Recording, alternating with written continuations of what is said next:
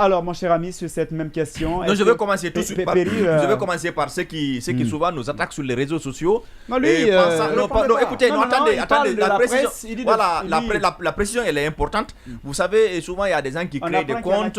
Il y en a aussi qui prennent, c'est pas ces 50 000... Effectivement, tout ça, il y a d'autres même qui... Ceux qui le prennent, ça ne vaut absolument rien. 50 000, mais il faut juste se rappeler que le CNDD aussi avait ces éléments. Mais bien sûr. Où sont-ils aujourd'hui? Et que tout récemment, le RPZ avait des communicants. Où sont-ils aujourd'hui? C'est de s'inspirer de cela. C'est pas parce que vous avez la capacité... Sinon, c'est bon de communiquer pour un pouvoir, mais il faut aussi savoir ils ont horreur qu'on parle de manquements ou de défaillances. Eh bien, nous, on le dira, on le fera. Et pourtant, aujourd'hui, comme l'a si bien dit l'un d'entre nous ici, on ne peut pas continuer à regarder tous en observateur. Oui. À un moment donné, il faut que certains d'entre nous alertent ce que nous pensons être pertinent.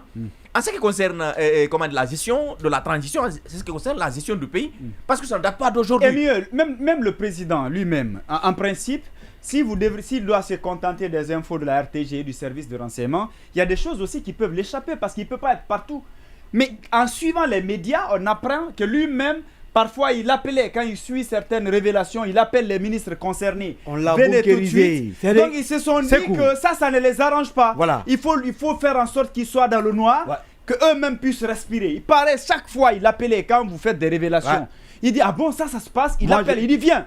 Moi, j'ai traité un dossier le même jour, ça a été arrangé. Ah, vous voyez, je me rappelle. Donc même lui, en principe, ça l'arrange. Mais malheureusement, on a mis un temps. Vous savez, c'est dommage. C'est toujours comme ça. Si vous vous rappelez, au début, le colonel, l'actuel général, il communiquait. Il parlait des fois, quand il partait dans les cérémonies, il prenait la parole. Mais aujourd'hui, vous avez vu qu'il ne prend pas la parole, même dans les grandes cérémonies officielles. Et rare, des fois, il accepte de prendre la parole.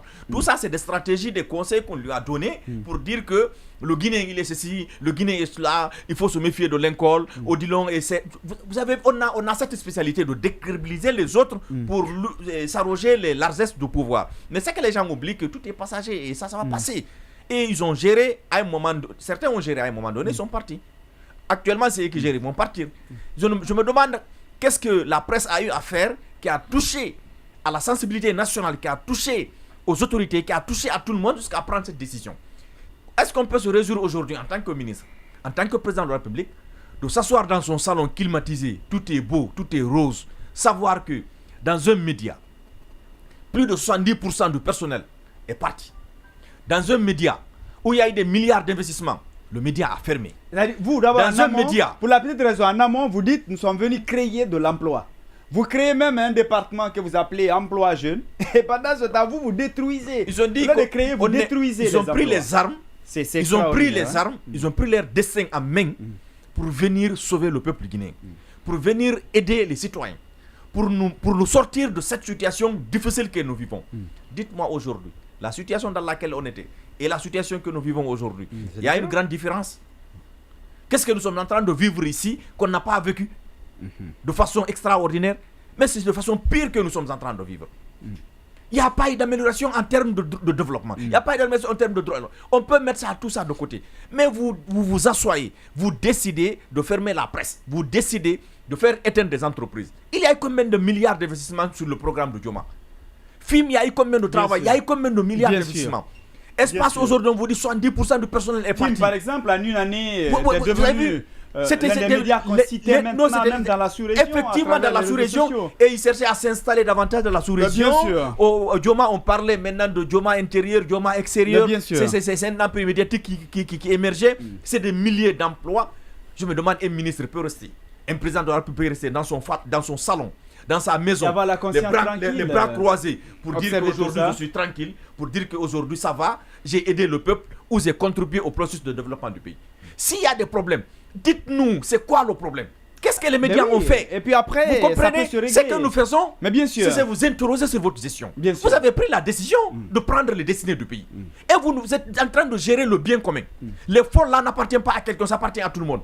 Et c'est de notre devoir, et c'est de notre droit de vous interroger, de faire des enquêtes, de poser des questions. Comment ça se passe? Bien sûr, c'est de cela qu'il s'agit. Mais c'est aussi simple que ça. Bien sûr. Maintenant que s'il y a un journaliste, ou s'il y a une émission, ou s'il y a un groupe de médias qui ne fait pas bien son travail, ou qui a accusé à tort quelqu'un, mais vous portez plainte, mais vous interrogez la personne. Mais bien sûr. Il y a la HAC qui est là pour ça. Bien sûr. Et personne n'a désobéi à une décision de la HAC. Mais bien sûr. Mais ça ne peut pas continuer comme ça. Même si ce sont des décisions qu'on peut questionner. questionner. Des milliards qui sont on a vu la sanction contre Marwan. Il y a des dessus qui commencent à... L'ACA est un instrument de propagande. Vous rencontrez aujourd'hui certains journalistes, oui. vous avez les larmes aux yeux. Quand un journaliste vous dit aujourd'hui, je suis obligé de ramener ma famille au village. Quand un journaliste vous dit aujourd'hui, ça fait 3 mois, 4 mois, je n'ai pas pu payer la scolarité de mes enfants. Et chaque jour, les enfants reviennent avec des convocations. Je ne peux même plus me présenter. Bien sûr. Et ça, c'est le fait. Et c'est connu de tous. C'est le fait des autorités qui sont censées développer le pays, qui sont censées aider le pays, qui sont censées créer de l'emploi. Quelle est la raison d'un gouvernement? Quelle est la raison d'une autorité? Après, c'est pour le développement, c'est pour la paix. Je me pose la question. C'est pour que les choses avancent. La vraie question, et aujourd'hui, est-ce que c'est ça? Est-ce que c'est ce que nous vivons? Mais la vraie question, c'est de savoir qu'est-ce que c'est. Et à un moment donné, je vais vous dire. Bien. Vous avez, on dit que l'accumulation de la frustration entraîne la colère. Et la colère entraîne la révolte. Et la révolte entraîne même la rébellion. Vous comprenez? C'est pour vous dire que c'est un processus qui suit. Si vous n'anticipez pas sur les crises, aujourd'hui vous prenez le pays, il n'y a aucun domaine sur lequel on peut se réjouir. Quand vous prenez le syndicat des enseignants, c'est des problèmes. Vous prenez sur l'électricité, c'est des problèmes. Vous prenez sur le domaine de l'eau, c'est des problèmes. Vous prenez sur le domaine des médias aujourd'hui, c'est des problèmes. Vous prenez sur le domaine sécuritaire, c'est des problèmes. On tue les enfants. À Kankan, on vient, on opère, c'est-à-dire quelqu'un est assis dans sa boutique de Orange Money, on vient, on le dépouille de tout, on fait des tirs de sommation et personne n'intervient. Et vous voyez depuis quoi circuler à Fsigiri, à Kankan, et vous entendez qu'il y a des opérations en pleine journée. À Conakry aujourd'hui, chaque jour, c'est des corps qu'on découvre dans la rue. Mais dites-moi, quelle est la raison de ces autorités aujourd'hui? Bien. Je vous dis que le Guinéen souffre, le Guinéen pleure. Le général, je le rappelle encore, il doit être généreux. Il doit regarder les Guinéens en face. Il paraît que le brouillard s'est réveillé. Hein? On m'apprend que le brouillard s'est réveillé. Oui, certainement, ils ont commencé à brouiller encore sur la page. C'est son travail, ils n'ont qu'à continuer. Mais sauf qu'ils ne peuvent pas empêcher le soleil de se lever. Et le soleil en plein midi, la main ne peut pas couvrir. Bien sûr. Vous comprenez? Vous êtes fort aujourd'hui, vous ne serez jamais fort pour toujours. Vous êtes ministre aujourd'hui, vous pouvez vous arroger de tout ce que vous voulez. Vous êtes président aujourd'hui, vous pouvez vous arroger de tout ce que vous voulez. La beauté, elle est passagère. La vie, c'est un temps. L'argent, c'est un temps. Tous les biens qu'on a, c'est un temps. Tout ce que nous avons, c'est pour un temps. Bien. Dites-leur que des gens ont existé avant eux, plus puissants. Donc Dieu même a parlé d'eux dans le Coran ou dans la Bible. C'est des gens forts qui ont existé. Aujourd'hui, ils n'existent pas. Bien. Vous comprenez? C'est clair. S'ils n'ont pas cette capacité de comprendre, d'analyser leur raison d'être ici, c'est notre bien-être à tous. Ils pensent que c'est eux seulement et leur famille qui ont droit à bénéficier de ce peuple aujourd'hui. L'histoire jugera. Bien.